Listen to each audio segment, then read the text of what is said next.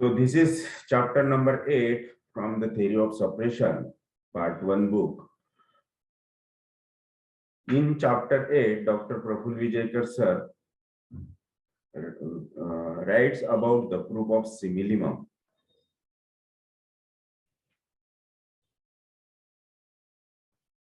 So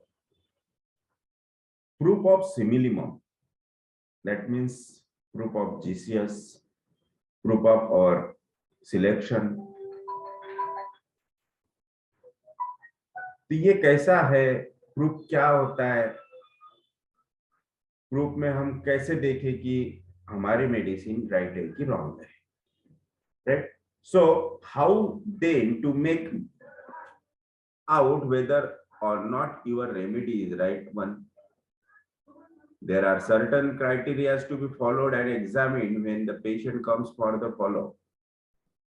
Proof of similimum or proof of GCS, ये mostly first follow up में आपको पता चलेगा, क्योंकि फर्स्ट टाइम जब हम प्रिस्क्राइब करते हैं तो हम कंफर्म होते ही नहीं कि हमने जो मेडिसिन दी है वो राइट है कि रॉन्ग है। ये राइट है कि रॉन्ग है हमें फर्स्ट फॉलोअप में ही मिलेंगी, जब उसके जनरल पैरामीटर्स इंप्रूव होंगे, जब उसे माइल्ड एग्रेवेशन होगा, राइट, या फिर कोई उसके ओल्ड सिम्टम रीअपियर होंगे, तो ही पता चलेगा कि मेडिसिन इज राइट और wrong. That is the proof of similimum. The proof of correctness and right prescribing is provided by the patient himself. Yes, हमने कितने भी मेहनत की, कितना भी पूरा ध्यान दे के मेडिसिन सिलेक्ट की, फिर भी हम ये 100% श्योर नहीं होते कि मेडिसिन राइट है कि रॉन्ग है। ये खाली पेशेंट ही बता सकता है कि मेडिसिन राइट है कि रॉन्ग है। So after a minimum dose similimum stimulus, following changes could occur. First, disappearance of weakness, that is the improvement of general parameters. Normalizing of stamina and desire to work. तो सबसे पहले weakness कम होना चाहिए। Weakness अगर कम होता है तो general well being feelings patient को आएंगे। जब पेशेंट फील करेगा कि वीकनेस पहले से काफी कम है तो एनर्जी बढ़ गई, एनर्जी बढ़ गई मतलब डिजायर फॉर वर्क आएगा, डिजायर फॉर स्टडी आएगा, desire for any core work, उसका जो रूटीन वर्क है उसके लिए एनर्जी आएगी। तो वो डिजायर जब पेशेंट की इंप्रूव होती है, ultimately he feels better in generals.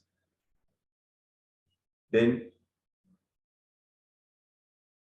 stamina normalization, that means externalization of toxins हो रहा है, एनर्जी फ्लो हो रही है, न्यूट्रिशन बढ़ गया है हर सेल का, that is the normalizing of stamina. Then restore of original desire and passion. Yes, restoral of original desire and passion.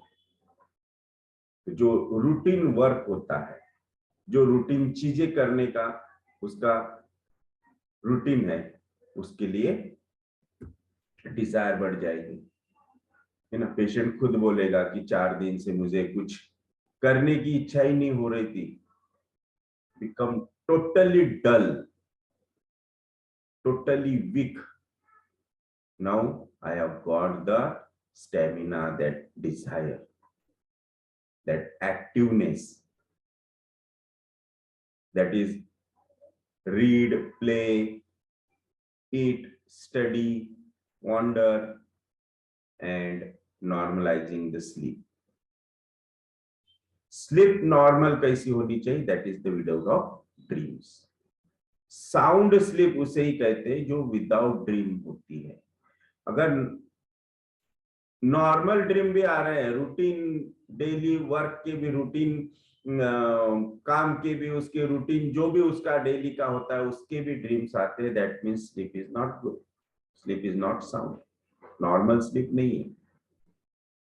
वो सोरिक ड्रीम हो, साइकोटिक हो कि सिपिलिटिक हो, ड्रीम होने ही नहीं चाहिए। ड्रीम कहां से आते? तो सबकॉन्शियस माइंड से आते। इसका मतलब subconscious mind is not fully healthy, इसलिए ड्रीम्स कभी नहीं आने चाहिए। अगर पेशेंट बोलता है कि मुझे बिल्कुल ड्रीम्स नहीं आते, that means sleep is totally normal. और आफ्टर आवर मेडिसिन अगर पेशेंट को ड्रीम स्टार्ट हो जाते हैं, that means our medicine is wrong. So increase in tolerance to aggravating factors. Yes, पहले पेशेंट बोलता था कि मुझे थोड़ा ठंडा खाया कि गला बैठ जाता, सर्दी हो जाती, स्नीजिंग होती है। अभी कितना भी ठंडा खाया तो कुछ नहीं हो रहा है।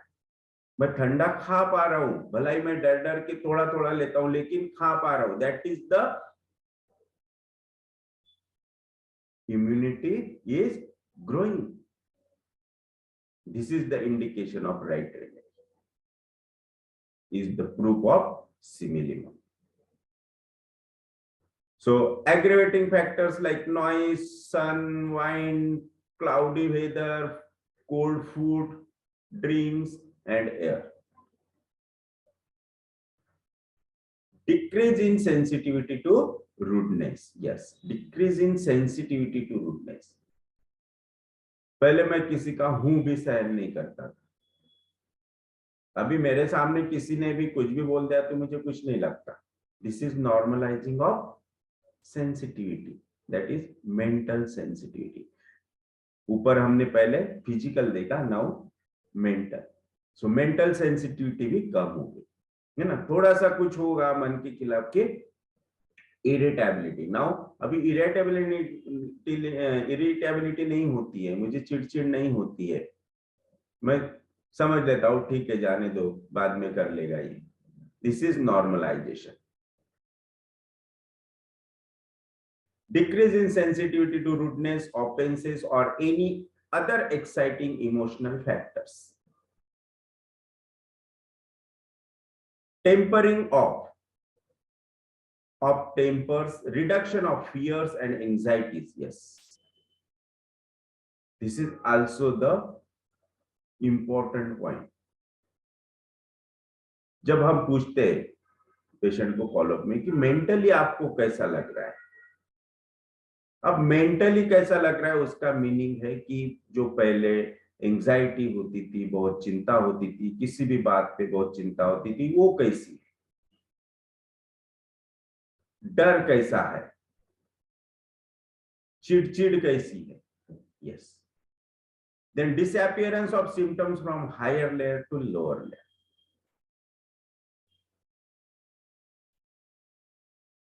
जिस सिस्टम के सिम्टम्स लेके पेशेंट आया था, जिस लेयर के सिम्टम्स लेके आया था, अभी कुछ आया क्या, नया कुछ एपियर हुआ क्या, तो ये पूछना है। अगर वो जो भी नया एपियर हुआ तो वो पहले देखो आपके जर्नी ऑफ डिजीज में से है क्या। अगर वो जर्नी ऑफ डिजीज में से, that is the right remedy. और अगर वो जर्नी ऑफ डिजीज में नहीं है, दैट मीन्स रॉन्ग रेमेडी। लेकिन वो रॉन्ग रेमेडी लेबर करने के पहले एक बार वापस आपको एनालिसिस करना पड़ेगा कि कहीं जो एपियर हुआ ये हमारे पहले के स्टिकिंग में से मिस हुआ था क्या।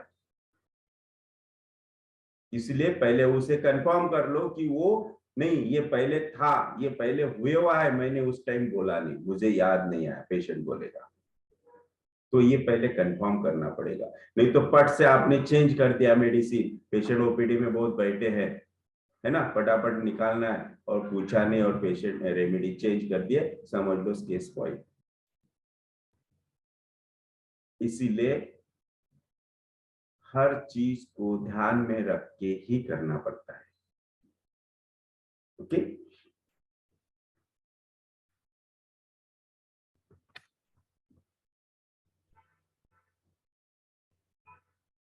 so layer progressively and simultaneously and appearance of symptoms in the lower layer of disease as well as the outward and the downward direction. Yes, तो जो सिम्टम जा रहे हैं वो अबो डाउनवर्ड है कि बिलो अपवर्ड है, इनसाइड आउट है, मोर इम्पोर्टेंट टू लेस है, ये सब देखना है।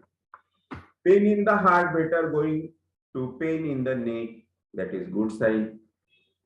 First lumbar region, next the knee, further down to the ankle, heel, and lastly to the toe. This is above downward.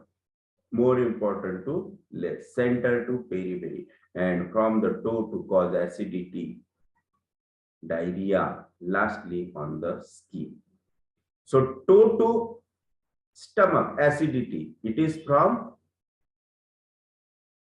more important to less important. Less important. Yes. Then eruptions or pain on upper part of the body like face and neck should disappear first, followed by the ones on trunk and extremities. Yes. तो इस तरह से eruptions भी जाने चाहिए above downward. Appearance of any new lesion or eruption or pain above the level of already existing ones is a bad sign. Yes. कल एक leucoderma का एक्चुअली फिशर का पेशेंट था, अभी उसे यंग बॉय था 22 इयर्स ओल्ड, उसे Fisher हुआ और फिशर के लिए उन्हें ऑपरेट सर्जन ने बोला। तो उसके हिस्ट्री में था कि उसे पहले नोज पे व्हाइट स्पॉट था, that spot was leucodermic spot, vitiligo spot. तो किसी होम्योपैथ ने मेडिसिन देके वो लगाने को मेडिसिन दिया था, कुछ मदर टिंचर शायद दिया होगा, वो लगाने की वजह से वो स्पॉट वहां से चले गया, ऊपर आया ऑन द फोरहेड, और अभी उसके बाल, वो पैच के बाल व्हाइट होने लग गए।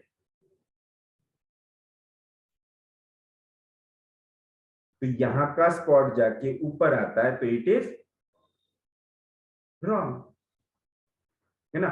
तो स्पॉट ऑलवेज कैसे जानी चाहिए, from above downward. Yes. The circular lesion should disappear by shrinking of the area of the lesion. Yes. जो भी सर्कुलर एरिया होता है, सपोज कुछ इरप्शंस है, कुछ अल्सरेशंस है, तो वो वुंड है, तो ऑलवेज हील कैसी होनी चाहिए, from periphery to centre. Yes. Here the healing should take place from outside. This leads to cure, contrary to expectation, the local lesions. Yes, the cure cannot take place from inside out. That means the center should not heal first, followed by edges. तो always ऐसे wounds है, patches है, कुछ भी है, तो इसमें centre में हील नहीं होगा, हील कॉर्नर पे होगा, क्योंकि जहां से ब्लड सप्लाई है वहीं से हीलिंग स्टार्ट होगा। This is sure suppression, yes, and one can expect a booming, sorry, one can expect the boomerang. boomerang का मतलब होता है जो हुआ है वापस वो वहीं से स्टार्ट हो जाएगा, दिस इज बूमरैंग, है ना। हम अगर कुछ सोचते हैं तो वैसा ही सेम हमारे साथ होता है, this is boomerang, theory of boomerang.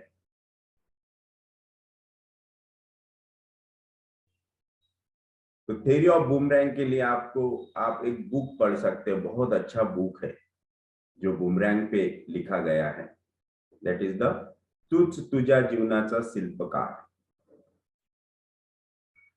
बहुत अच्छा बुक है, ये आप पढ़ सकते हैं। वामनराव पै, सदगुरु वामनराव पै का ये बुक है, तूच तुझ्या जीवनाचा शिल्पकार। उसमें थ्योरी ऑफ बूमरैंग बताई गई है।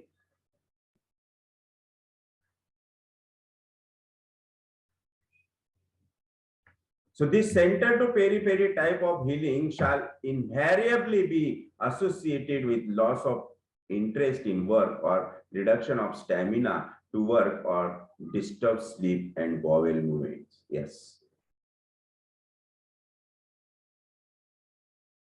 अगर जनरल पैरामीटर्स इंप्रूव हुए, that means our remedy is right. अगर जनरल पैरामीटर्स डिस्टर्ब हो रहे हैं तो समझ लो कि मेडिसिन राइट नहीं है।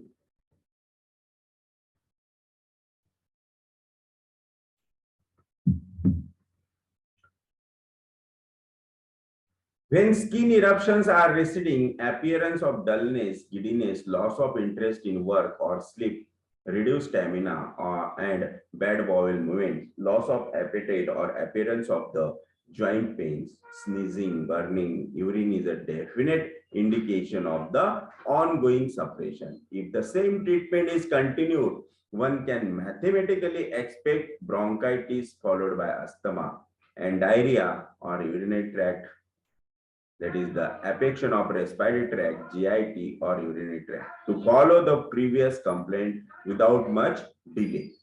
Yes.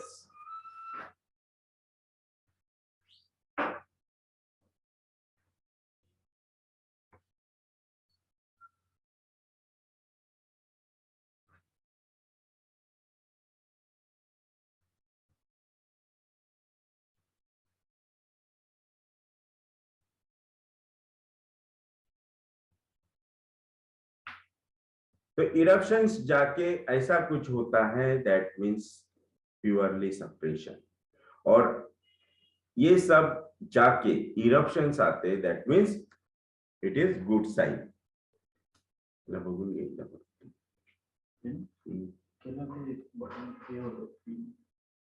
नाही पण कमीच आहे. नाही हे असंच होते.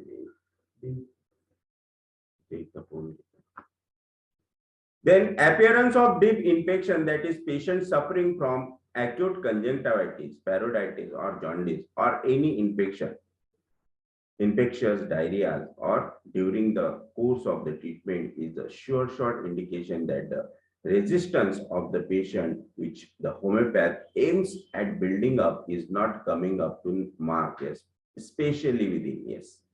So a single dose of the right constitutional simulant takes less than 24 hours to strengthen the immunity in the endodermal derivatives, mucous membrane, or respiratory tract or GIT tract. Yes. तो कोई भी इंफेक्शन रहने दो, वो superficial infection है, surface infection है, और any मतलब एक्टोडर्मल है या फिर एंडोडर्मल है, तो किसी भी during the course of the treatment, मतलब आप कुछ क्रॉनिक ट्रीटमेंट कर रहे हैं और ऐसा कुछ इंफेक्शियस हुआ है, तो सबसे पहले आपको देखना पड़ेगा कि ये एक्यूट है क्या. एक्यूट है तो फिर वो अगर बैक्टीरियल इंफेक्शन है तो दैट मीन्स दैट मेडिसिन जो आपने दी है इज नॉट राइट, क्योंकि कोई भी इंफेक्शन ड्यूरिंग ट्रीटमेंट होना ही नहीं चाहिए, specially bacterial infection.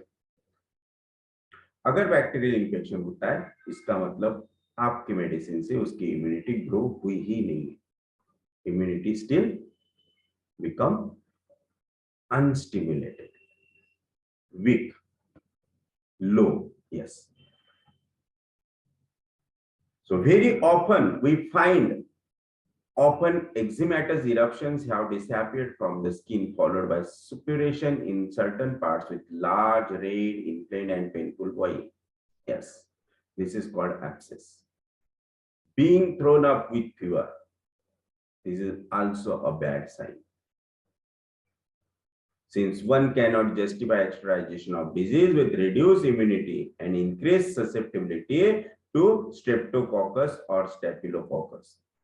Our right simillimum should make the tissues and the body parts unliable and unthewable places for all bacteria and fungi, and hence no need of antibiotics to get rid of them. Yes.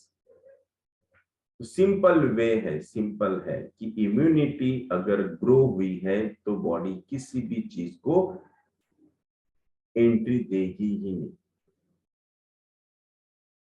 और immunity get stimulated, immunity stimulate हुई है, improve हुई है, immunity grow हुई है, तो बीच में आप कितना भी ऑब्स्टेकल्स लाओ कि एंटीबायोटिक लिए, ऑइंटमेंट लगाए, आई ड्रॉप्स यूज किए, कुछ भी होने दो, कुछ नहीं होगा। इम्यूनिटी अगर स्टिमुलेटेड है तो वहां पे कितना भी कुछ भी हुआ तो वहां पे डिस्टरबेंसेस नहीं आएगा। थोड़ा टाइम के लिए कॉम्पेंसेशन बिगड़ जाएगा, वापस बॉडी उसको रिकॉम्पेंसेट करके क्योर प्रोसेस स्टार्ट हो जाएगी।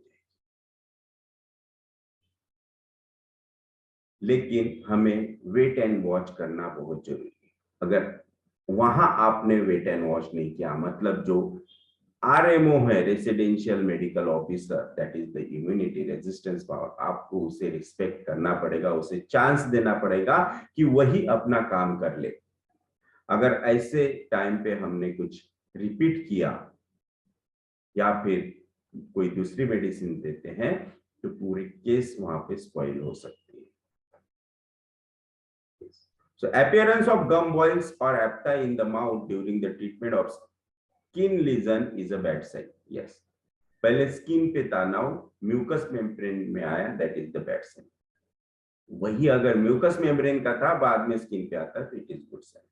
If a patient does not respond favorably after single stimulation or relapses frequently or has to be given frequent repetition doses to make a skin lesion disappear, be sure you are suppressing.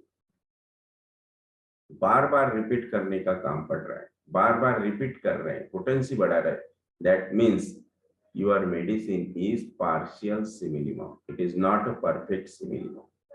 क्योंकि vital force को stimulate करने के लिए single dose चाहिए, इतना repetition नहीं चाहिए, इतना पोटेंसी इंक्रीजिंग भी नहीं चाहिए। वो माइनर से भी स्टिमुलेट हो जाएगा और क्योर प्रोसेस स्टार्ट करेगा।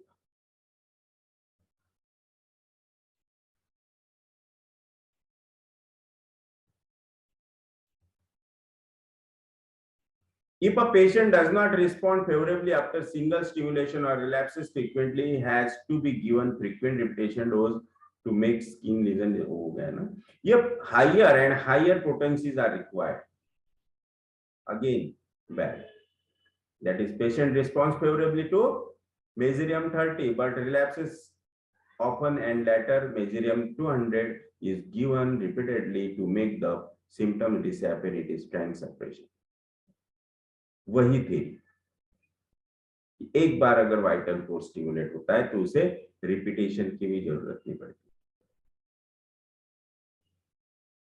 एक्यूट की बात अलग है, ये सब क्रॉनिक के लिए शुरू है। एक्यूट में आपको कभी कभी रिपीटेशन करना पड़ता है, जैसे कि कोरोना के टाइम पे बहुत से पेशेंट को प्लसिंग डोज देने पड़े, मतलब ओनली टू माइनर स्टिमुलेशन।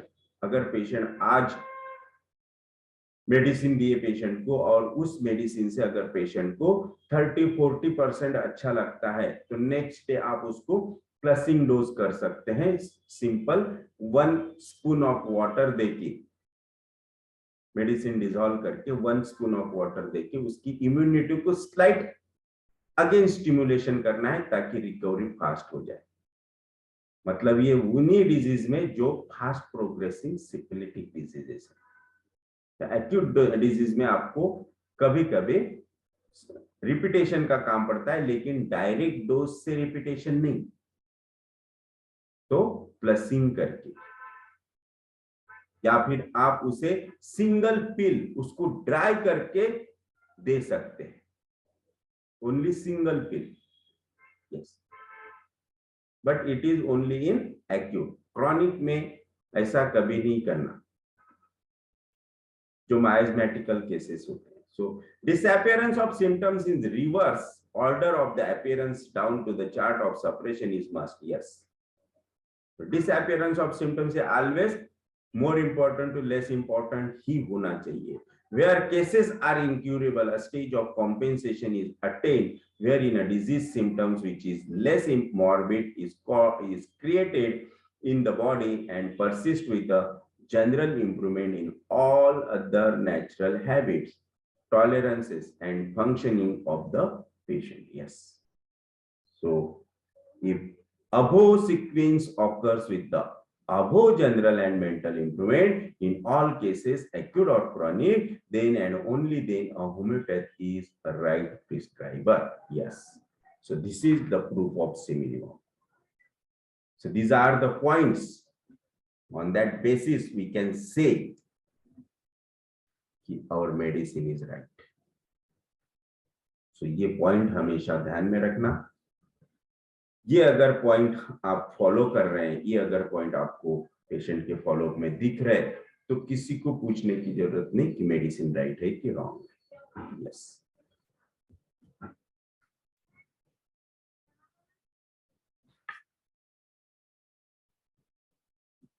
तो ये है प्रूफ ऑफ सिमिलिमा. तो इस पे किसी को कोई क्वेश्चन कि एक आधा पॉइंट जो समझाने और एक्सप्लेनेशन चाहिए. हाँ सर.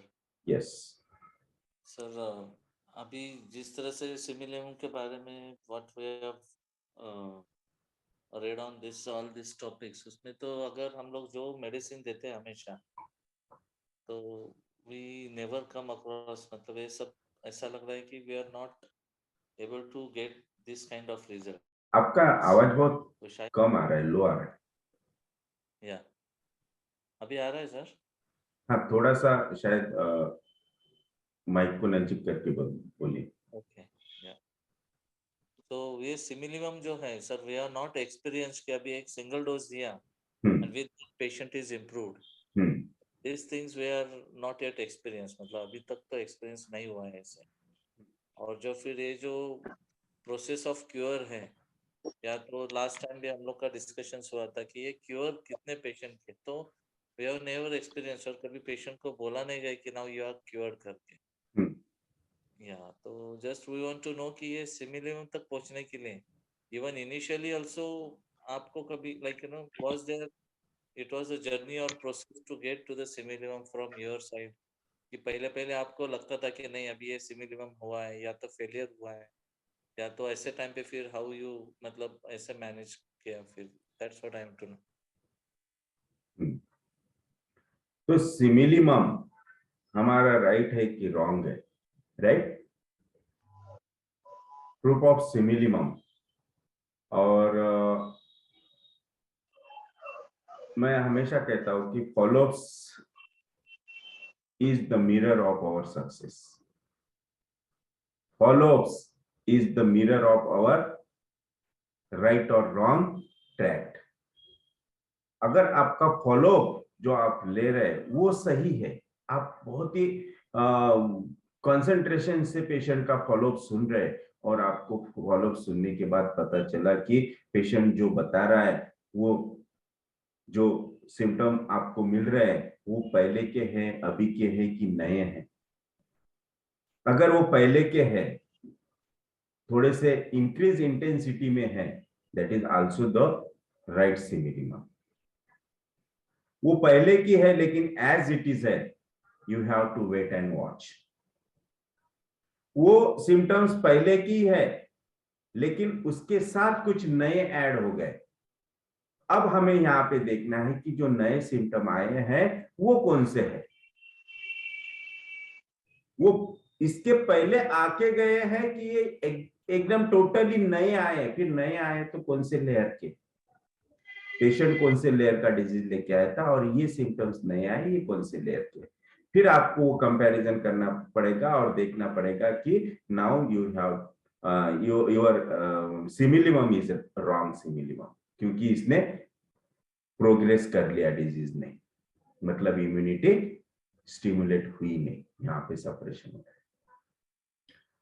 जो सिम्टम्स अभी पेशेंट बता रहा है और जो पहले के सिम्टम्स थे, वो सिम्टम्स अभी पेशेंट बता नहीं रहा है और टोटली नए, कंप्लीटली नए सिम्टम्स बता दिया.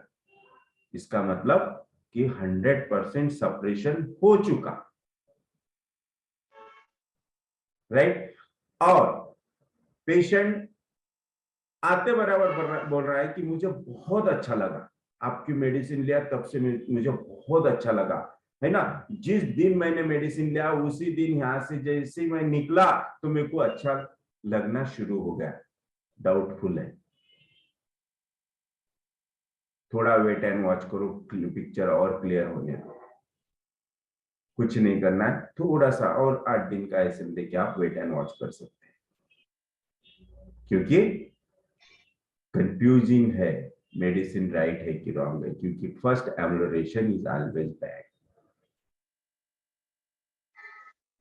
तो इस तरह से हमें हर चीज बहुत कंसंट्रेशन से सुननी है और उसको देखना है कि वो कहाँ पे जा रहा है, तभी पता चलेगा कि सिमिलिमम राइट है कि रॉन्ग है। और एक बार आपका कंफर्म हो गया कि सिमिलिमम जो दिया वो राइट ही है, क्योंकि जो पेशेंट बोल रहा है कि यहां से जाने के बाद मुझे थोड़ा सा मेरी तकलीफ बढ़ गई, बाद में मेरे को बहुत अच्छा लगना शुरू हो गया और आज तक मेरे को हर चीज में अच्छा लगते आ रहा है, डे बाय डे मैं ऐसा लग रहा हूँ इंप्रूव हो रहा, तो it is the perfect similimum.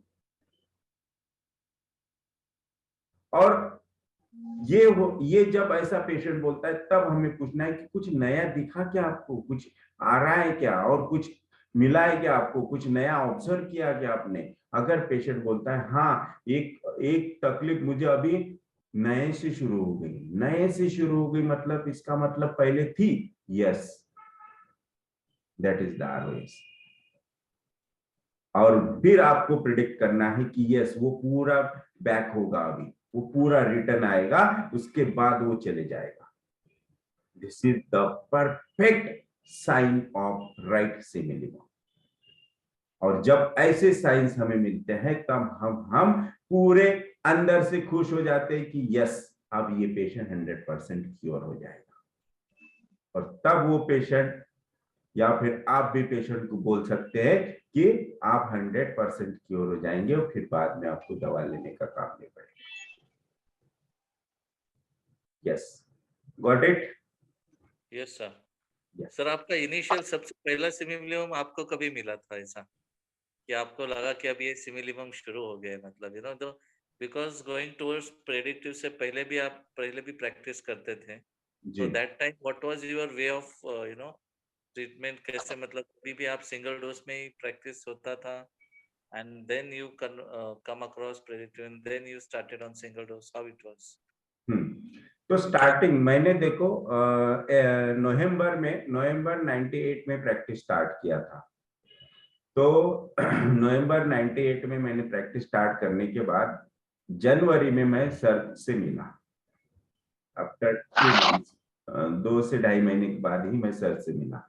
लेकिन वो 2.5 महीने मैंने जो सीखा था कॉलेज लाइफ में, repetition, multiple remedies, multiple repetition, combination, ये वो 2.5 महीने प्रैक्टिस किया था। तो उस 2.5 महीने में मुझे कोई रिजल्ट नहीं मिला। खाली पेशेंट आते थे, कोई नया दवाखाना लगा, बहुत अच्छा डॉक्टर है और नई दवाई दे रहा है, क्योंकि लोगों को होम्योपैथी मालूम नहीं थी, है ना, और साबुदाने की दवा मिल रही है, चलो।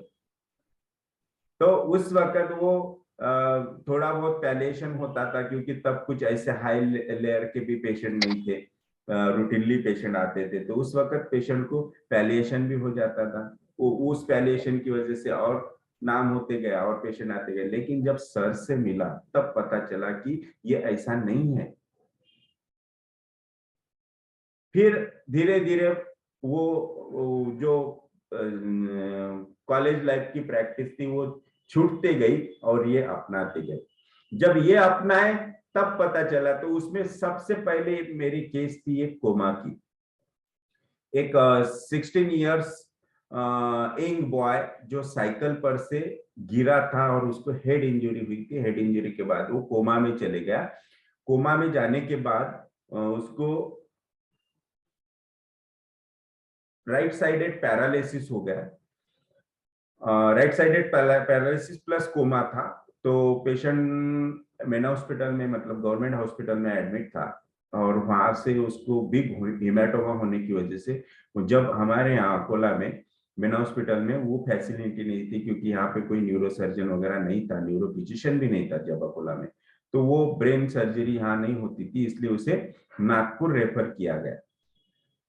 लेकिन वो मेरे गांव का ही पेशेंट था और बहुत पुअर फैमिली से बिलोंग करता था, तो वो उनको मतलब गवर्नमेंट हॉस्पिटल में बता दिया कि अभी यहाँ कुछ नहीं, आप पेशेंट को लेके जाओ।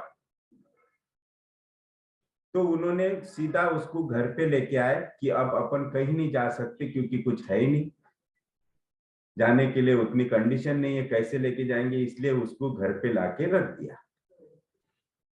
और घर पे लाने के बाद 2 दिन बाद मुझे बताया गया, कोई आया और बोला कि भाई ऐसा ऐसा पेशेंट है और वो मरने के लिए लाके रख दिया घर पे। तो आप एक बार, नई सिस्टम है मेडिसिन की, तो आप एक बार देख लो। मैं गया, पेशेंट को देखा, उसकी हिस्ट्री लिया और उसकी रेमेडी निकली थी आर्निका। तब मैंने उसे फर्स्ट टाइम आर्निका प्रिस्क्राइब किया, लेकिन आर्निका मैंने दिया था उसको TDS लगाने के लिए, क्योंकि कोमा में था इसलिए नहीं दे सकते थे। तो आर्निका लगाने के लिए दिया, कुछ हैंड पे लगाया और कुछ फोरहेड पे लगाया, लेकिन तब ये भी नहीं पता था कि भाई कहाँ का लगाना चाहिए, इसलिए मैंने 2 जगह बोल दिया उनको कि दिन में 3 बार इसको 3 दिन लगाओ कंटिन्यूअसली। तो पहले दिन रात में उन्होंने स्टार्ट किया नियर अबाउट 9:30 को, और सुबह तक वो पेशेंट कॉन्शियस हो गए। मेरा बिल्कुल ऐसे चौड़ा हो गया बाप रे, इतना फास्ट! तब मतलब ऐसा सोच भी नहीं सकते कि वो तो ऐसा समझ लो गम्मत गम्मत कर दिया था कुछ तभी, कि ऐसा कॉन्फिडेंस भी नहीं था। फर्स्ट केस है, अभी अभी स्टार्ट किया प्रैक्टिस, और क्या ऐसा मैजिक देखने को मिलेगा, कुछ नहीं। फिर भी सुबह जब वो उनका कोई रिलेटिव बोलने को आया, डॉक्टर साहब पेशेंट ने आंखें खोली, और मैं इतना खुश होगा, मैंने ब्रश भी नहीं किया, तो वैसे ही भागते गए देखने को अरे चल पहले मेरे को देखने दे। देखा मैंने तो पेशेंट वाज फुल्ली कॉन्शियस।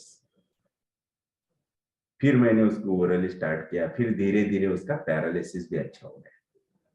वो नियर अबाउट 10 डेज तक मैंने वो एप्लीकेशन कंटिन्यू रखा था। तो ये ऐसे मैजिक भी होते हैं। अब पता नहीं वो आर्मी का सही में उसका तब मतलब राइट सिलेक्शन था कि नहीं, कि बाय लक वो होगा अच्छा, लेकिन इतना कह सकता कि यस, आर्मी का have a definite action on the injury, that's why he was cured, right? Yes. तो उसमें हेलो केस सर। कैसे कैसे ली थी उसकी? हाँ, केस में क्या क्या लिए थे मेरे पास? अब मुझे याद नहीं, वो केस देखना पड़ेगा। नहीं 24 साल आपके पहले का बात है। स्टार्टिंग नहीं, आपके स्टार्टिंग थी तब 22 आप क्या कैसे 24 लेते थे? इयर्स हो गए वो केस को। हाँ 24 ईयर। यस, वो केस ने मेरा काफी नाम कर दिया, पेपर वेपर में सब आया था उसका, इसलिए अच्छा काफी अच्छा। नाम हो गया था उससे। सर आपका लक अच्छा था, नसीब भी अच्छा था, आपने नहीं, मेहनत भी मेरा किया। नहीं था, वो पेशेंट का अच्छा था। नहीं मैं इसलिए बोल रहा हूँ, मैं इसलिए बोल रहा हूँ कि आपने जब क्लिनिक स्टार्ट किया ना, तो जी 2.5 महीने के बाद सर से मुलाकात हो गया। जी। हम लोग तो 6-7 साल भटक रहे हैं सर ना, आपका तो 2.5 महीने में मुलाकात हो गया। तो यस आप राइट ट्रैक पे पहले से ही आ गए। यस। नहीं, सर का डेडिकेशन भी उतना था, इसलिए सर मिल गया। हाँ हाँ सर तो बहुत अभी भी हम लोगों से ज्यादा ही पढ़ते हैं, है ना। नहीं नहीं नहीं तो बाद एक में मैंने सवाल वो केस का मैंने स्टडी किया था, एंड मैंने देखा था कि आर्निका ने क्यों वर्क किया। तो इतना समझ गया था कि आर्निका की एक्शन इंजरी पे होने की वजह से, और बिग हिमेटोमा था, इसलिए वो हिमेटोमा भी एब्सॉर्ब होगा। जैसे एब्सॉर्ब हुआ वैसे उसका ब्रेन प्रेशर रिलीज होके वो कोमा के बाहर हो गया। यस। सर आपने एक बात बताया कि जहाँ पे फास्ट सिफिलिटिक केस हो वहां पे हम रिपीटेशन दे सकते हैं, यस, अब जैसे देखो ना, कि ये केस, ये जो कोरोना केस केस थी, में आप लोग। ये फास्ट सिपिलिटिक ही थी ना, सडन कोमा हाँ में तो चले गए इंजरी के बाद। जी सर, लेकिन जैसे आपने 2007 का कोमा का केस दिखाया था, माता जी थी, आपने उनको क्या दिया, एंटिमटा दिया था आपने। एंटिमटाड, यस, लेकिन वो केस हेलो में सिंगल डोज से ही वो बाहर हो गई, जी सर, इसलिए रिपीटेशन। हाँ, यही सवाल है सर, यही सवाल है कि यहाँ पे आपने रिपीटेशन किया, फिर भी इतना अच्छा इम्प्रूवमेंट आया, वहाँ सिंगल आपने दिया फिर आ गया, फिर भी इम्प्रूवमेंट आया। क्या हम सिंगल या मल्टीपल देने से कोई दिक्कत नहीं है? नहीं, कोई दिक्कत तो नहीं है, लेकिन हर चीज थोड़ी समझ के ही करनी पड़ती है। अगर आपको अच्छा फर्स्ट अच्छा डोज सर, में ही कुछ हाँ, क्योंकि इम्प्रूवमेंट, रिजल्ट अच्छे हैं सर दोनों के, इसलिए मेरे मन में सवाल था, हमने कहा कि आपसे चर्चा करने तो अच्छा होगा। यस यस, मोस्टली हम जैसे स्किन पे एप्लीकेशन करना है तो थोड़ा रिपीट कर देते हैं। अच्छा अच्छा सर, यस, अच्छा, थैंक यू सर। या थैंक यू वेरी मच। और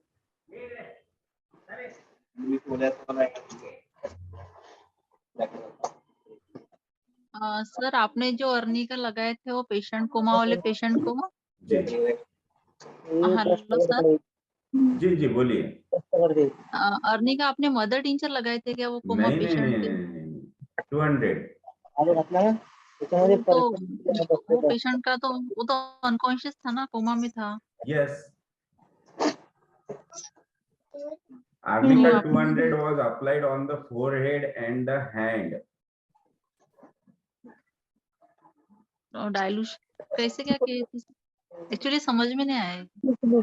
200 का डाइल्यूशन सिर पे, हाँ जो अपने ईयरबड्स होते हैं ना, हाँ हाँ, ईयरबड से खाली सिर पे ऐसे 2-3 बार घुमा देना फोरहेड पे। अच्छा यस, अच्छा, ओके सर। मदर टिंचर की इतनी फास्ट एक्शन नहीं आएगी कभी। अच्छा अच्छा, okay sir, thank you sir. या थैंक यू।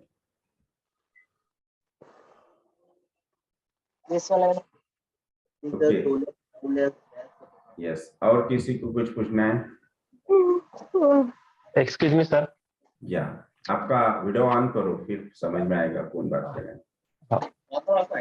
हाँ एक्सक्यूज सर,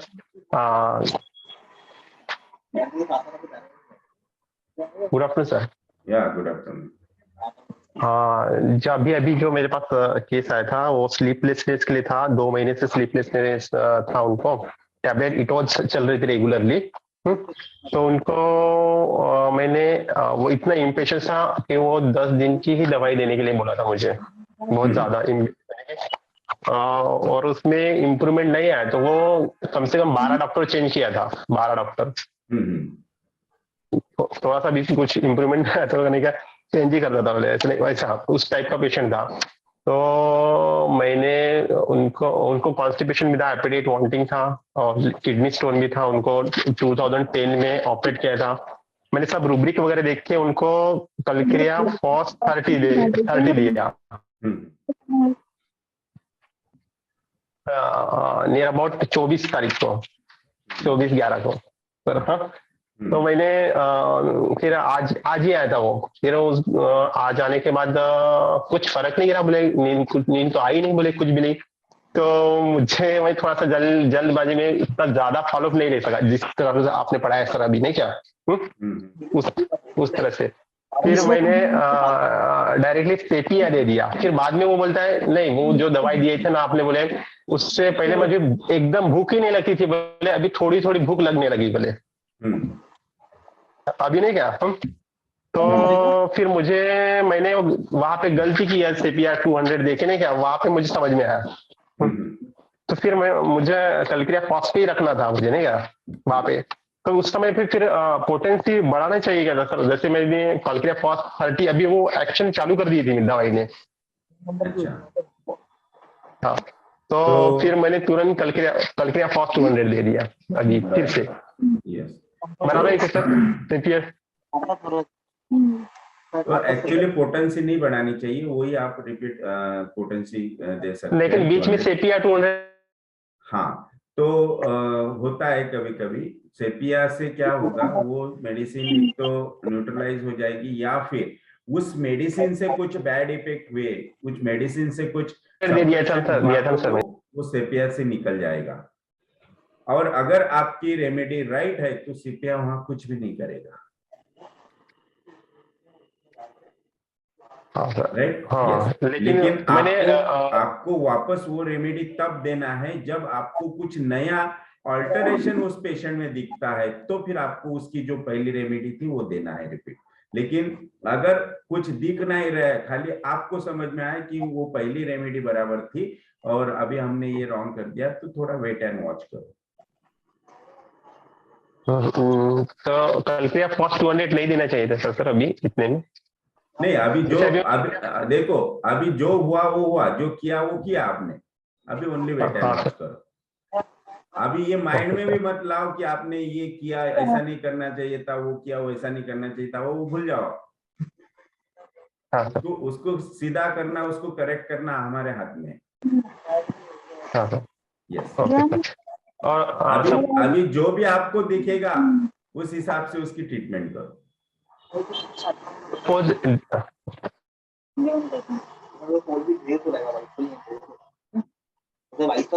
हाँ सर, हेलो। हाँ बोलिए ना, बोलिए।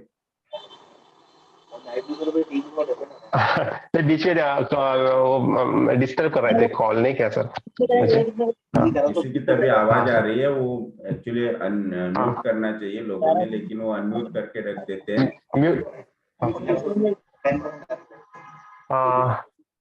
यस।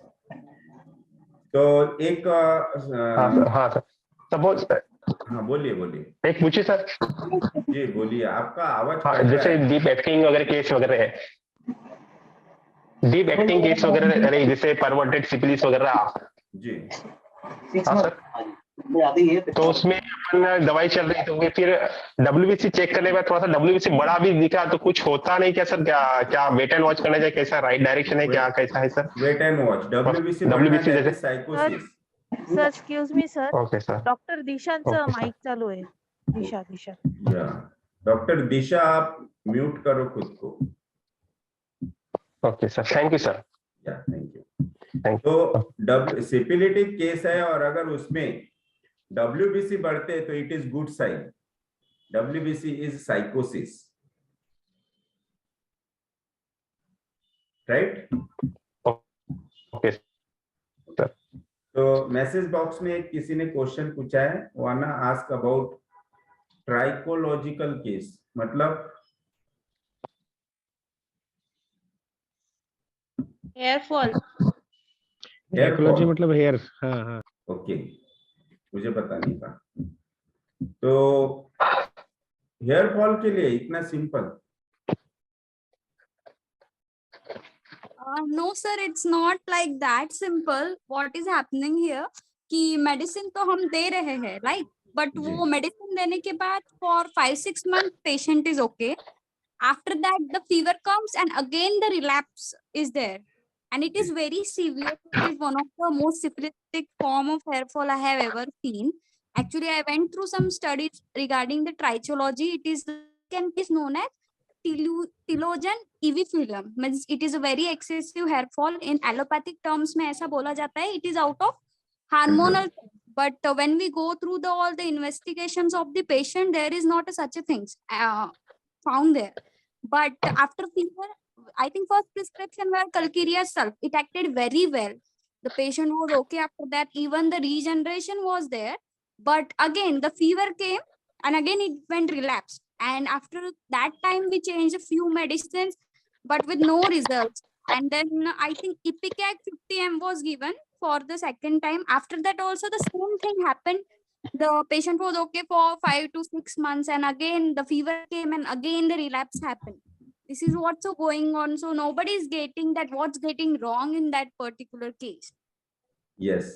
तो इसका सिंपल आंसर क्या है कि इतनी बार अगर मेडिसिन चेंज करनी पड़ रही है, बार बार रिपीट हो रहा है, क्योर प्रोसेस स्टिमुलेट ही नहीं हो रही है, इसका मतलब क्या है कि आपको राइट सिमिलिमम मिला ही नहीं है। और राइट सिमिलिमम इसलिए नहीं मिल रहा है कि कहीं तभी कुछ तभी मिस हो रहा है जो पकड़ में नहीं आ रहा है। तो आप एक बार उसके अच्छे से रीटेक कीजिए, जिसमें आप हर चीज उसे पूछिए, क्योंकि अगर हेयर लॉस है तो स्टार्टिंग हेयर लॉस की कहां से हुई थी, अगर हेड से हुई है तो 100% फैमिली का हेड पर्सन या फिर जिसे वो हेड मानता है, जिसके अंडर वो काम करता है, उनसे कुछ तभी कॉन्फ्लिक्ट हुआ था, कुछ तभी टॉर्चर है, या फिर कुछ तभी उसके आइडेंटिटी को लेके कोई तभी प्रॉब्लम हुआ है, कुछ तभी कॉन्फ्लिक्ट है कि भाई इसकी जो भी आइडेंटिटी है उसे वो सामने आने ही नहीं दे रहा है, जो भी पर्सन उसे डोमिनेट कर रहा है।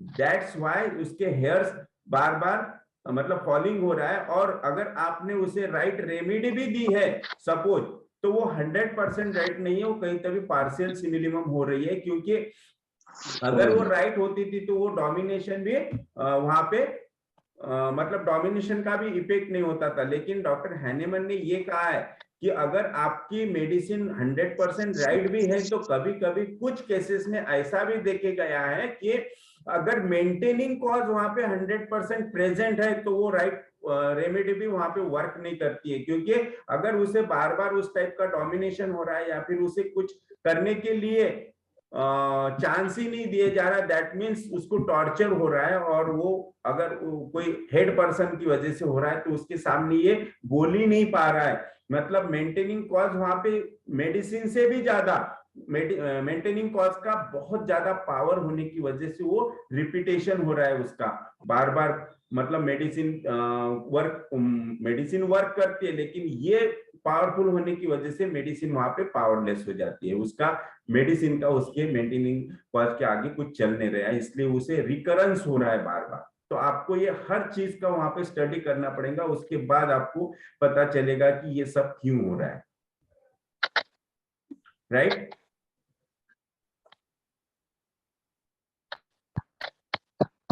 Hello. Hello sir, good evening sir. नहीं, ये क्वेश्चन किसने पूछा था? बहुत अच्छा क्वेश्चन था। Doctor Shruti here. श्रुती, या तर समजलं का तुला? हो सर.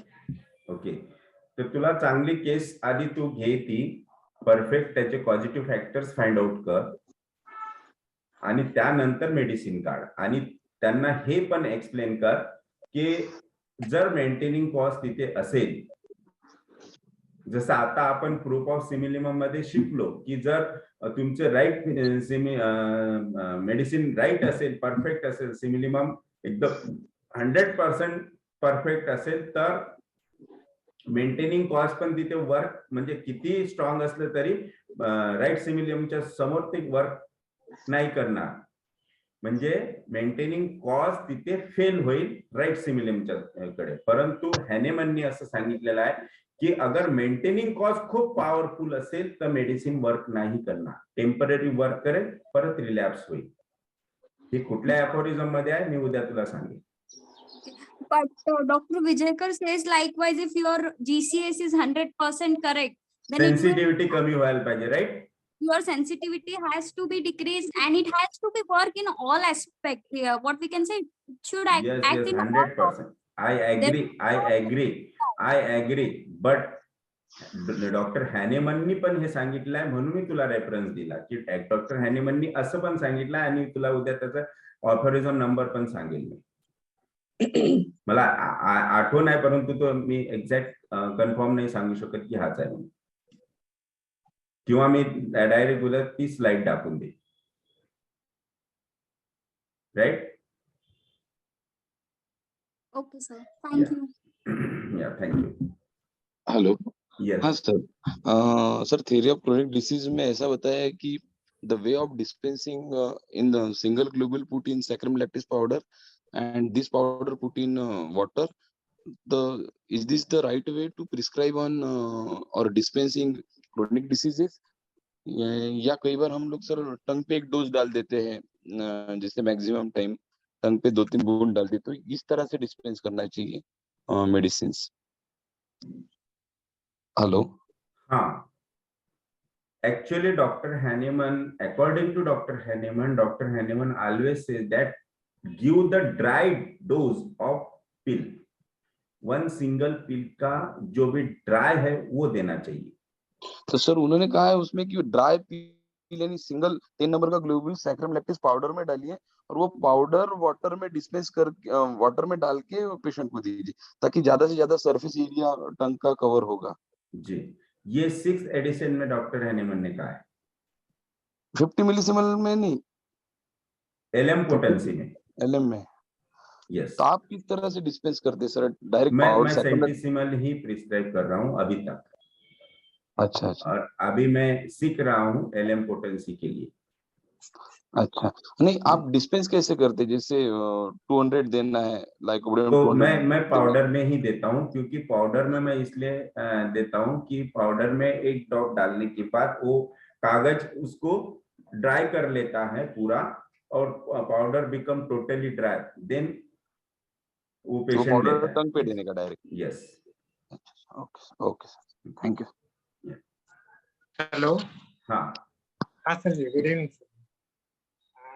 सर जी। एक पूछने का था, एक पेशेंट है जो मैंने उसको फरवरी में उसको फिशर है सर जी उसको, तो फिशर के लिए मैंने कॉन्स्टिट्यूशनल मेडिसिन निकाली, उसको सल्फर दिया, तो अभी तक उसको आराम था, और बीच में नहीं क्या उसको ब्लीडिंग हुई, तो मैंने उसको एक क्रियोसेटोन दिया था, तो उसके बाद में भी उसको आराम नहीं हुआ। हेलो। हाँ, उसको बाद में भी आराम नहीं हुआ, तो सर जी मैंने फिर और उसकी रिपीट हिस्ट्री ली। रिपीट हिस्ट्री लेने के बावजूद 27 तारीख को, परसों के दिन 2 दिन के पहले उसको कैलकुलेट कार्ब दिया, तो कल उसको इतना एग्रावेशन है कि क्या पता नहीं, तो उसको ब्लीडिंग हुई, वो बोले मराठी में बोला वो कि एक वाटीभर ब्लड गेलो, आणि इतना उसको बर्निंग पेन था सर जी कि बहुत ही सीवियर था, और अभी मॉर्निंग में आया वो। तो आज की जैसे 30 तारीख है, तो हम उसको एग्रावेशन समझे कि क्या सिमिलम मेडिसिन नहीं है ये, वो सप्रेशन है कि क्या समझेंगे उसको? तो ये आपको ही समझना है कि उसको पहले क्या था, अभी क्या हो रहा है, क्या आया, वो पहले के सिम्टम्स में से है कि नया कुछ आया है, नया आया तो फिर वो कौन से लेयर का आया है, ये पहले उसका पूरा चार्ट बना के सिम्टम्स पूरे चार्ट में डाल के देखो कि कौन से लेयर से वो कौन से लेयर पे जा रहा है, या फिर कौन सी लेयर से ऊपर की लेयर से नीचे की लेयर पे आ रहा है क्या, या आपको कंपैरिजन करना पड़ेगा, जब आप खुद ही बताएंगे कि ये सप्रेशन हो रहा है कि क्योर प्रोसेस की तरफ है। तो अभी सर जी हमको वेट एंड वॉच करना है फिलहाल, अभी 2 ही दिन हो। सबसे पहले ये चार्ट बनाओ और कल मुझे चार्ट दिखाओ सिम्टम का। अच्छा, राइट। दूसरा क्वेश्चन। हाँ हेलो सर जी, दूसरा क्वेश्चन, जैसे आपने जो पहली केस बताई उसको जो आदमी दिया आपने, तो सर जी जैसे उस कंडीशन, तो उससे रिलेट अभी वो तो कोमा में पेशेंट था, तो उसको रूब्रिक आपने एलिमेंट फ्रॉम इंजुरी वगैरह इस टाइप से भी लिया था क्या? क्योंकि ले सकते। मैंने शायद उसमें इंजुरी लिया था एक रूब्रिक, दूसरा हिमेटोमा लिया था। अच्छा, ब्रेन में हिमेटोमा लिया था, और एक पैरालिसिस का डाला था, और चौथा मतलब मेन रूब्रिक था coma, unconscious, injury after, then haematoma, then elements from injury, head injury, और तीसरा चौथा पैरालिसिस। ऐसे 4 रूब्रिक मुझे याद आ रहे हैं कि इस टाइप के रूब्रिक थे करके। ऑब्जर्वेशन। यस, तो दिखे वो। और सर जी एक लास्ट क्वेश्चन, जैसे अभी आपने बताया वो जो हेयर फॉलिंग के जो केस थी बताए उसमें, तो अगर हमारी सिमिलम मेडिसिन भी रही, फिर भी अगर मेंटेनेंस कॉज है या कॉज है, तो फिर एज इट इज रहता मेडिसिन काम नहीं करती या वो सिम्टम जाते नहीं, तो उस टाइम है हमने क्या करने को ना, मेडिसिन तो सिमिलम है, जब हेयर फॉल की अभी जो केस बताया आपने, तो मेंटेनिंग कॉज निकालेंगे कैसे फिर? सिमिलम मेडिसिन है। हाँ हाँ हाँ, राइट। इसके लिए आपको पेशेंट को अच्छी तरह से काउंसिल करना पड़ेगा, काउंसलिंग करनी पड़ेगी कि आपको ये उसको दोनों भी चीज समझाने पड़ेंगे आपको कि देखो आपको जिस वजह से ये प्रॉब्लम आया है, जिस वजह से आपको ये प्रॉब्लम हो रहा है, आप उसे पहले स्टॉप कर दो। अच्छा, राइट। आप उस पे सोचो कि भाई ये चीज कैसे कम हो सकती है। अगर उसके ऑफिस में कुछ प्रॉब्लम है या फिर ऑफिस में उसके साथ कुछ हो रहा है तो आप उसे समझाओ कि भाई ये पहले, सबसे पहले ये रिलेशनशिप अच्छी कर लो आप, राइट। अगर ये अच्छी होती है तो शायद आपको मेडिसिन लेने का भी काम नहीं पड़ेगा, वो ऑटोमेटिकली क्योर हो जाएगा। लेकिन आपको उसको ये समझाना पड़ेगा कि ये प्रॉब्लम क्यों हो रहा है, उसका कॉजेशन आपको उसके माइंड में ला के देना पड़ेगा कि ये जो भी हो रहा है इस वजह से हो रहा है। उसे ही जो डॉक्टर हैमर कहते हैं कि resolution of the conflict. Sir ji एक लास्ट क्वेश्चन ऐसा कि हमको जो प्रॉब्लम आ रहे हैं अभी के प्रैक्टिस में आते बहुत सारे, उसमें फॉलोअप के लिए आते, कुछ नहीं आते, तो सबसे बड़ा सर प्रॉब्लम यही है कि हमको वो फॉलोअप समझ में नहीं आ रहा, पेशेंट क्योर हो रहा है कि पैलिएशन हो रहा है या सप्रेस हो रहा है। फॉलोअप ही आपको सक्सेस देगा, फॉलोअप ही आपको नीचे लेके जाएगा अगर आपके फॉलोअप सही नहीं है तो। उसके लिए फिर पढ़ाई। Thank you sir. Yes yes. तो उससे निकलने का कैसा सर जी? पढ़ाई करके। Thank you. यस प्रांशुल। हाँ सर, मेरे बेटे का नाम है। ओके। सर 3-4 दिन पहले मेरे पास एक मेरी फ्रेंड की केस आई थी, फ्रेंड के बेटे की। मैडम आप कहाँ से हैं? पूना से। ओके। सो उसके बेटे 14 इयर्स ओल्ड बेटा है उसको suddenly high grade fever 103, 104 every 4 hourly आ रहा था, इवन आफ्टर गिविंग पैरासिटामोल 650। तो 2-3 दिन बुखार आया उसको, उसके बाद बुखार बिल्कुल भी कम नहीं हो रहा था, डेंगू, मलेरिया ये सारा निगेटिव था। तो फिर उसने हॉस्पिटल में एडमिट करवाया उसको। हॉस्पिटल में एडमिट कराने के बाद उन्होंने RT-PCR कराया विच वाज पॉजिटिव, लेकिन पीडियाट्रिशियन का कहना था कि आजकल किसी का भी करो RT-PCR वो पॉजिटिव ही आएगा, तो हम लोग उसके ऊपर ट्रीटमेंट नहीं डिसाइड करेंगे। D dimer was 10,000, CRP was 121। ऐसे सिचुएशन में फिर थोड़ा मैंने टोटलिटी लिया और फिर उसको आर्सेनिक एल्बम 1 mg के 3 डोसेज दिए। उसके बाद मतलब पेशेंट में क्या कॉज है फीवर का वो समझ में नहीं आ रहा था। पीडियाट्रिशियन एक्सेप्ट करने के लिए तैयार नहीं थे कि उसको कोविड के सिम्टम्स है ऐसे, क्योंकि उसको सिर्फ फीवर आ रहा था। 4th डे पे he started with pain in abdomen, so they were suspecting ये टाइफाइड रहेगा।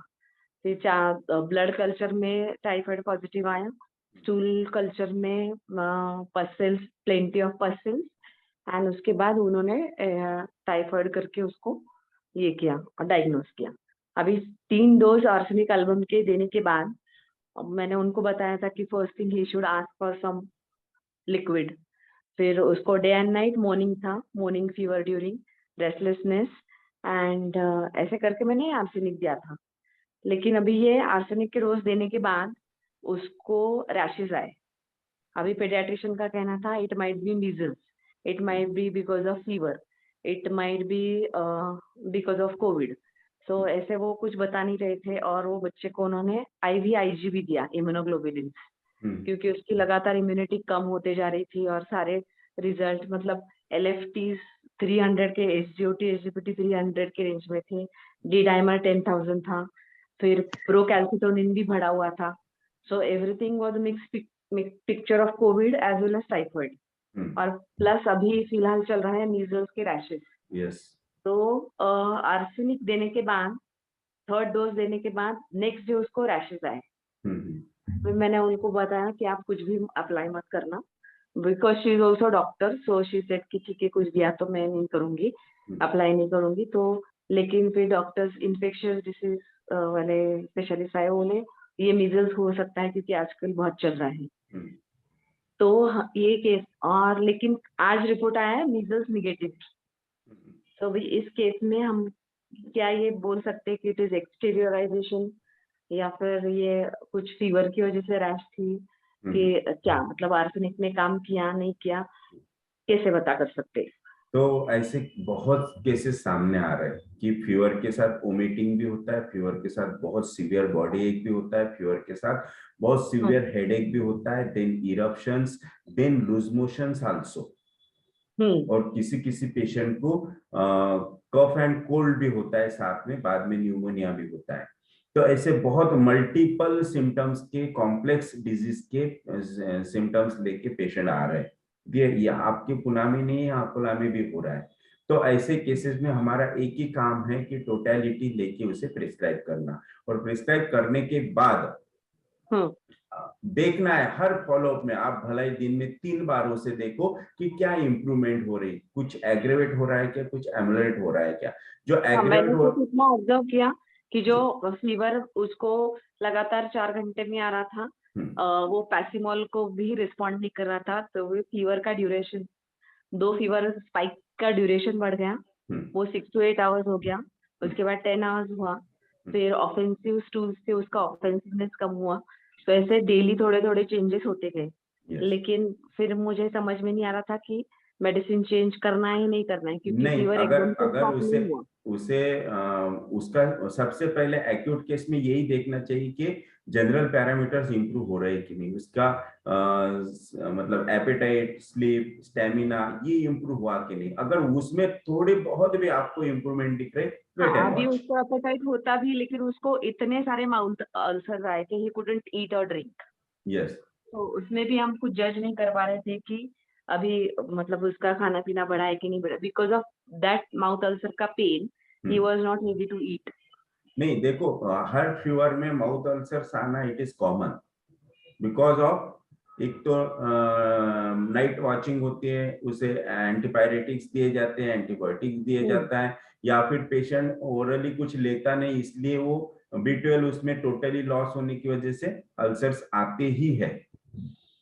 तो वो अल्सर्स को मत देखो आप। और अगर हम अकॉर्डिंग टू होम्योपैथी भी देखते हैं तो ये इट इज एक्सटराइजेशन भी उसे कह सकते हैं, क्योंकि टाइफाइड में मोस्टली इंटेस्टाइन अफेक्ट होते हैं और इंटेस्टाइन में अल्सरेशन होता है, और अगर वो माउथ में आते हैं तो it is always good sign. So arsenic ने काम किया होगा ऐसे लग रहा है। यस, किया होगा, लेकिन उसमें ये हो सकता है कि आपने जो उसे 3 डोज दिए, आपने फर्स्ट डोज देके वेट करना था। बहुत सीवियरिटी बहुत थी ना सर, इसके लिए फिर मैंने थोड़ा 4 आवरली 3 डोसेज दिए थे। रिपीट कब करना चाहिए? जब फर्स्ट डोज की एक्शन हम देखते हैं। फर्स्ट डोज में अगर उसको अच्छा लगा है कुछ, देन आप उसको प्लस कर दो। लेकिन अगर आपको फर्स्ट डोज की एक्शन ही पता नहीं और आपने डायरेक्ट 3 डोज दिए तो पता ही नहीं चलेगा। फिर आपका जो जैसा अभी कंफ्यूजन हुआ ना कि रेमेडी राइट है कि रॉन्ग है, देखो ये तब पता चलता था आपको। मुझे फॉलोअप में समझ में नहीं आ रहा था, इतनी सारी चीजें आगे आ रही थी। सो मेडिसिन चेंज करना है कि नहीं करना है। डेफिनेटली उसका मॉर्निंग बंद हो गया, फीवर स्पाइक ये कम हुए थे, इसके लिए दैट इज गुड साइन। सब अब ये एक्यूट केस थी, कॉम्प्लेक्स सिम्टम्स थे, उसे ऐसे केसेस में सबके लिए ऐसे केसेस में क्या करना चाहिए? सबसे पहले आप जनरल पैरामीटर्स देखो, देन सबसे मोस्ट इंपॉर्टेंट चीज की जो सबसे स्ट्रॉन्ग सिम्टम्स थे, उसके जो सीवियर सिम्टम्स थे वो सीवियरिटी कम हुई क्या? उसका फीवर सीवियर था, फीवर कम हो रहा है, दैट इज गुड साइन।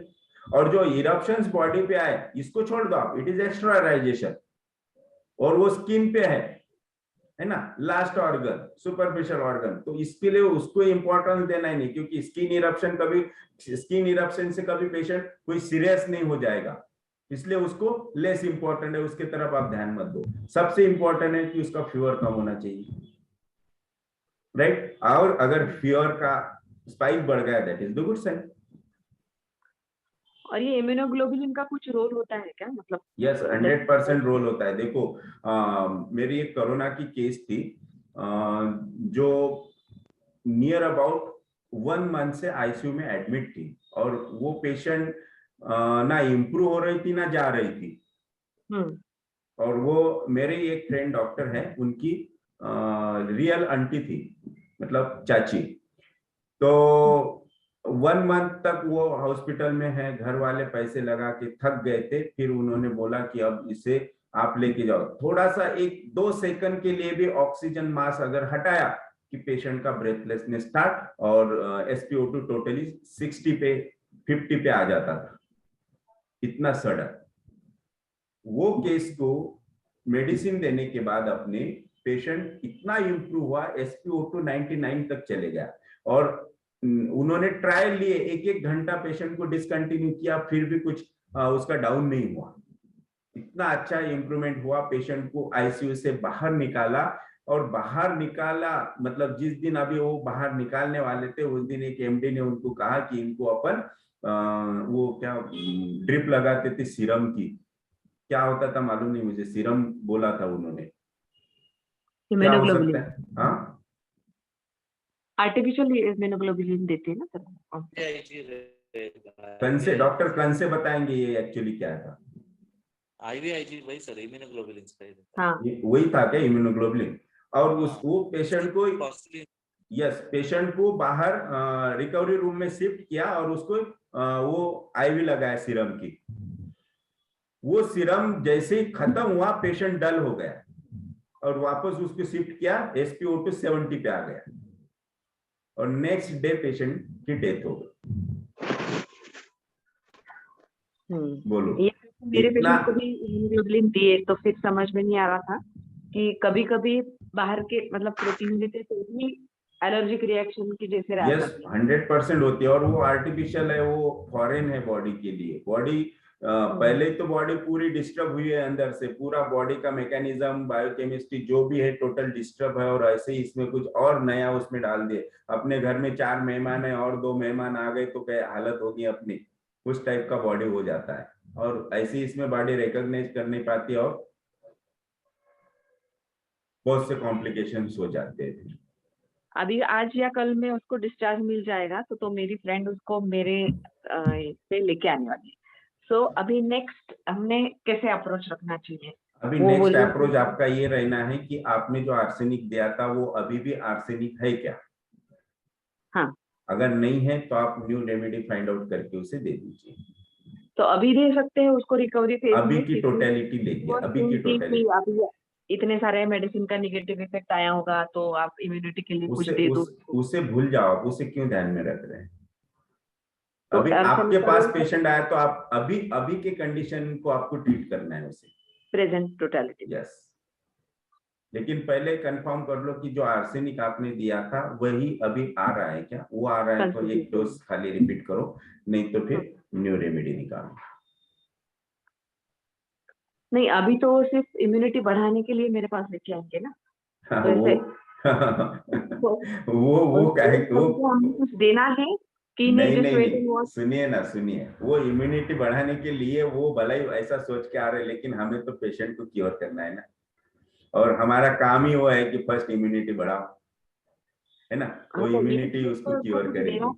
कि वेट एंड वॉच किया तो भी चलेगा कि ऐसे मैं बोल रही हूँ, क्योंकि अभी तो उसको थोड़ा बहुत वीकनेस तो रहेगा, यस, थोड़ा बहुत से सिम्टम्स रहेगा, तो वो टोटलिटी पे प्रिस्क्राइब करने की जरूरत है। यस, इसीलिए मैंने कहा है कि अभी की कंडीशन देखो, अभी की कंडीशन क्या है, उसको कुछ सिम्टम है कि नहीं है।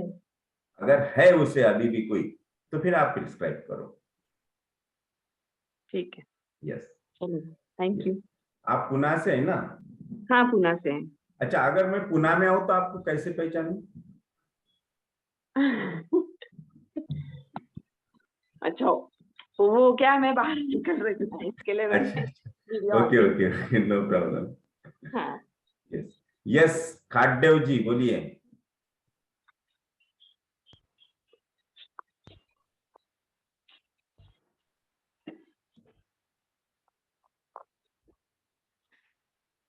खाटदेव जी, आपका हो गया होगा तो फिर हैंड आपका राइज दिख रहा है। यस, ओके, एक क्वेश्चन आया है कि what is the conflict of intestinal gangrene? Yes, gangrene it is a destruction, that means rage anger on the family members. अब वो इंटेस्टाइन का कौन सा पार्ट है, लार्ज इंटेस्टाइन है कि स्मॉल इंटेस्टाइन है? लार्ज इंटेस्टाइन में भी कौन सा पार्ट है, स्मॉल इंटेस्टाइन में भी कौन सा पार्ट है? Small intestine basically for juniors, है ना, जो घर में छोटे होते हैं उनके लिए स्मॉल इंटेस्टाइन, और जो बड़े होते हैं उनके लिए लार्ज इंटेस्टाइन। तो इस हिसाब से आप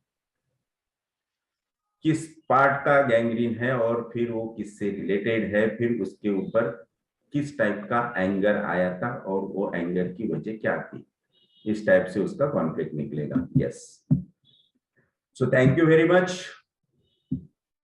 5:30 हो गए। Yes, thank you sir. Yes, thank you. Thank you, sir. Yeah, bye bye, good night, Thank you, sir. Love you all. Thank you. Thank you very much, sir. Thank you.